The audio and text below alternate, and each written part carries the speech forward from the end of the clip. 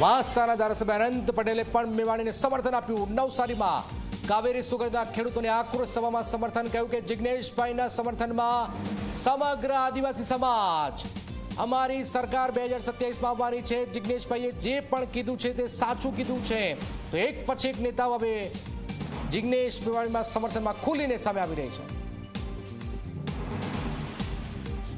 એના માટે બધાને ખબર છે ને, હે ને? એના માટે પેલો પોલીસનું હાચું કહેવા લાગ્યો ને, એના માટે એના પર તૂટી પડ્યા।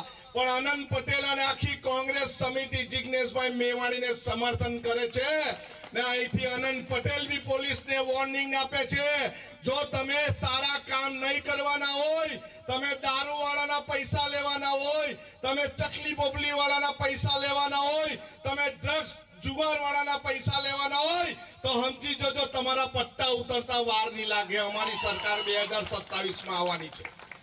જિગ્નેશભાઈ એકલા નથી, જિગ્નેશભાઈની સાથે સમગ્ર આદિવાસી સમાજ છે અને જિગ્નેશભાઈને તમે હલાવી શકવાના નથી।